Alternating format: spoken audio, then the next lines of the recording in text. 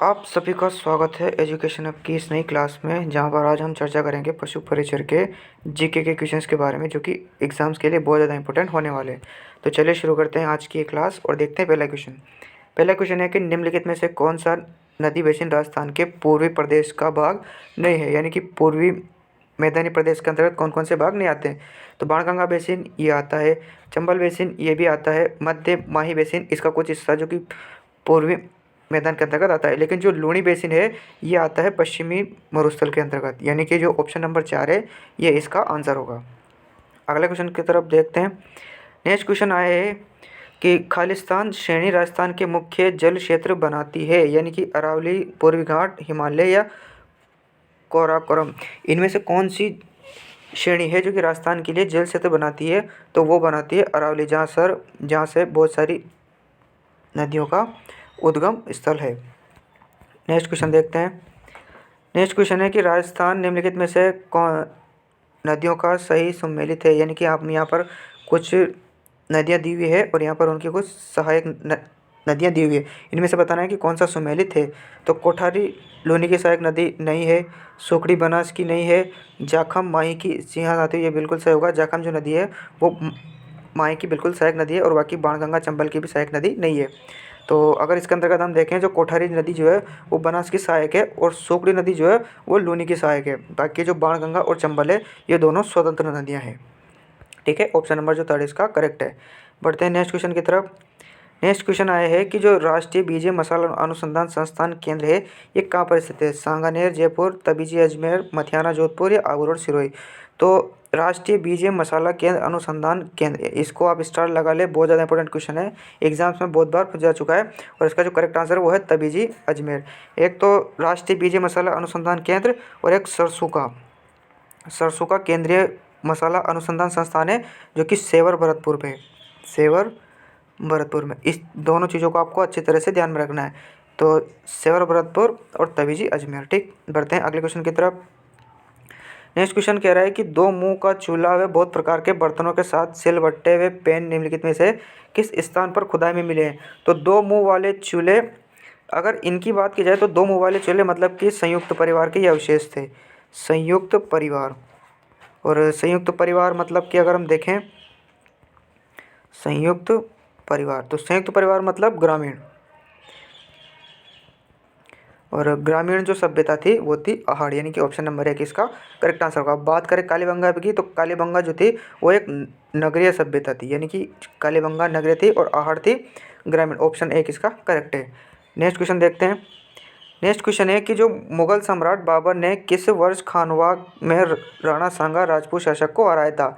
1527, 1432, 1556 या 1623। तो खानवा का युद्ध की अगर बात करें कब हुआ था, तो ये हुआ था 17 मार्च 1527, 17 मार्च 1527 को, यानी कि ऑप्शन नंबर 1 इसका करेक्ट आंसर होगा। ठीक है, बढ़ते हैं अगले क्वेश्चन की तरफ। नेक्स्ट क्वेश्चन आया है कृतियों से कि निम्नलिखित में से जो कविराज श्यामल दास है इनके द्वारा रचित महत्वपूर्ण कृति कौन सी है। तो श्यामल दास ने जो महत्वपूर्ण कृति रची थी वो थी वीर विनोद। और बाकी वंश भास्कर की बात की जाए तो इसके रचयिता हैं सूर्यमल मिश्रण, सूर्यमल मिश्रण, जिन्हें राज्य कवि का भी दर्जा प्राप्त है। इस चीज़ को भी आपको ध्यान में रखना है, राज्य कवि सूर्यमल मिश्रण। और प्रतिभा रासो की बात की जाए तो ये लिखी थी जयनक ने। तो इन दोनों को भी आपको ध्यान में रखना है। बाकी श्यामल दास ने जो कृति की रचना करी थी वो तो है वीर विनोद। नेक्स्ट क्वेश्चन है कि निम्न में से कौन सा तत्व वाद्य यंत्र नहीं है। तो तत् का मतलब होता है जिसमें तार का प्रयोग होता है, यानी कि जिसमें तार का प्रयोग होता है वो होता है तत्। अब यहाँ पर हमें बताना है कि किसमें तार का प्रयोग नहीं हुआ है।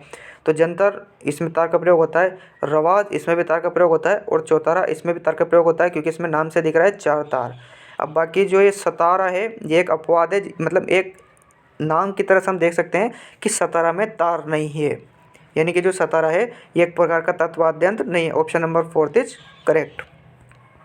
नेक्स्ट क्वेश्चन है कि भगत आंदोलन किस क्षेत्र में शुरू हुआ था। उदयपुर, चित्तौड़गढ़, पाली, सिरोही और डूंगरपुर, बांसवाड़ा, बाड़मेर, सिरोही। तो पहले तो आपको पता होना चाहिए कि भगत आंदोलन का जो संबंध है वो है गोविंद गिरी से, जिन्होंने भीलों को सुधारने के लिए इस आंदोलन की शुरुआत करी थी। और गोविंदगिरी का जो संबंध है वो है डूंगरपुर और Banswara. Option number 3 is answer. Next question की तरफ बढ़ते हैं। नेक्स्ट क्वेश्चन आया है राजस्थान के एकीकरण से, जिसमें पूछा है कि जो पूर्व राजस्थान है 25 मार्च 1948 को जो इसका चरण हुआ था, इसका उद्घाटन किसने किया था। तो आपको पहले पता होना चाहिए कि जो पूर्व राजस्थान है 25 मार्च 1948 ये कौन सा चरण है। तो ये दूसरा चरण है। और इस चरण का जो उद्घाटन किया था वो किया था एन.वी. गॉडगिल ने, यानी कि पहला चरण, दूसरा चरण, तीसरा, चौथा। तो पहला और दूसरा इन दोनों चरणों का उद्घाटन किया था एन.वी. गॉडगिल ने। और बाकी तीसरा पंडित जवाहरलाल नेहरू, उसके बाद चौथा, पांचवा, छठा जितने भी होते उनका जो उद्घाटन किया था वो किया था सरदार पटेल जी ने। और बाकी शोभाराम कुमावत की बात की जाए तो ये जो प्रथम चरण था मत्स्य संघ, उसके ये पीएम चुने गए थे। इनको भी आपको ध्यान में रखना है। तो first option is the answer. Next question की तरफ बढ़ते हैं। अगला क्वेश्चन है कि राजस्थान राज्य अभिलेखागार कहाँ स्थित है। जयपुर, उदयपुर, बीकानेर या झालावाड़। तो राजस्थान राज्य अभिलेखागार स्थित है, वर्तमान में ये स्थित है बीकानेर में। बाकी इसे 1960 में जयपुर से स्थानांतरित किया गया था बीकानेर में। ठीक है, तो इसका करेक्ट आंसर होगा ऑप्शन नंबर सी, बीकानेर में स्थित है। अगला क्वेश्चन आया है बोलियों से कि निम्न में से कौन सी ढूंढाड़ की उपबोली नहीं है। तो ढूंढाड़ का जो क्षेत्र है ये जयपुर का आसपास का क्षेत्र होता है, जिसमें तोरावटी भी इसकी उपबोली है, राजावटी भी इसकी उपबोली है, नागरचौल भी इसकी उपबोली है। लेकिन जो राठी है ये इसकी उपबोली नहीं है और ये नागौर के आसपास के क्षेत्र के अंतर्गत बोली जाती है, यानी कि option number 4 is the answer.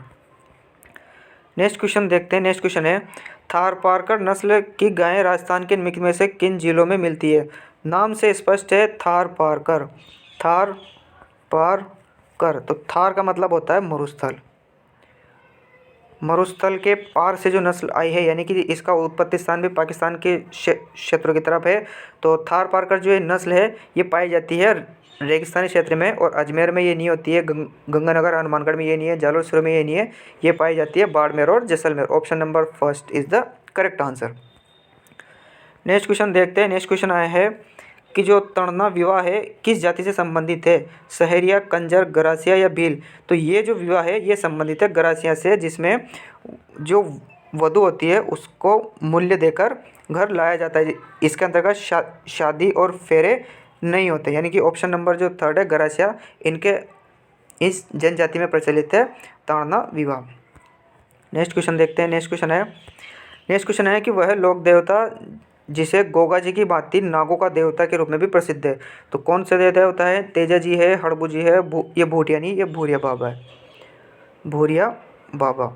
तो सांपों के देवता गोगा जी के अलावा किन्हें कहते हैं, वो कहते हैं तेजा जी को। आपने इनकी कहानी भी सुनोगे कि इनकी जीभ पर किसी सांप ने काटा था, तो इनको भी बोलते हैं सांपों का देवता भी, गोगा जी के अतिरिक्त भी।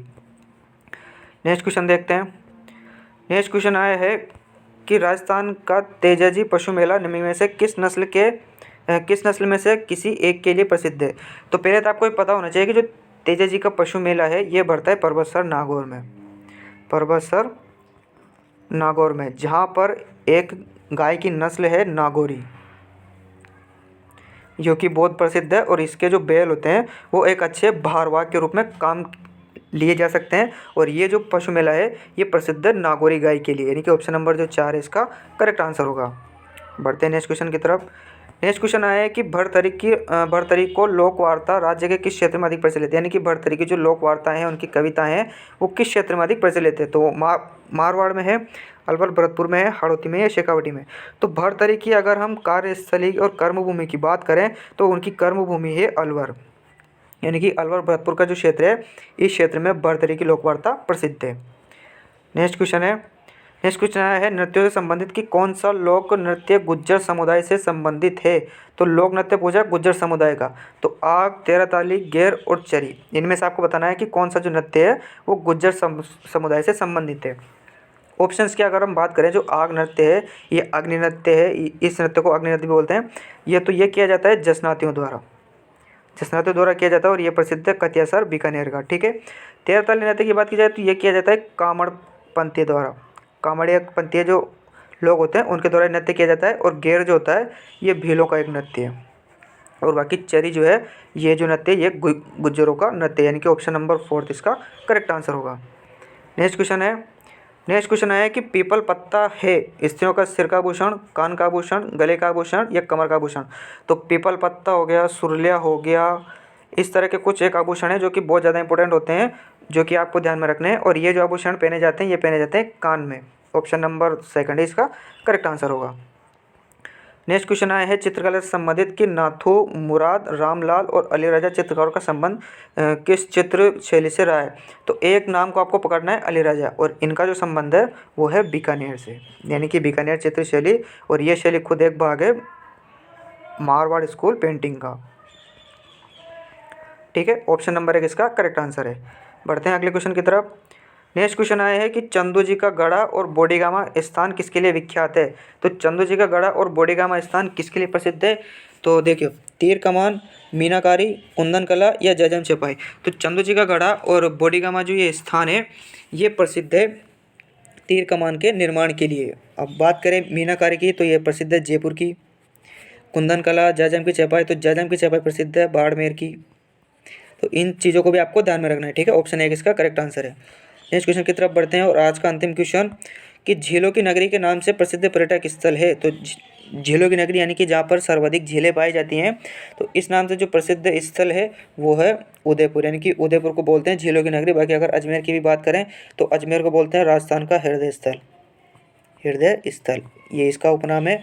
और जयपुर को तो आप सभी को जानते हैं पिंक सिटी या गुलाबी नगरी भी इसे बोलते हैं। ठीक है, इन चीज़ को भी आपको ध्यान में रखना है। Option number fourth is correct. तो उम्मीद करता हूँ आज की क्लास आपको पसंद आई होगी। तो मिलते हैं आपसे अगली क्लास में, तब तक के लिए धन्यवाद। जय श्री राम।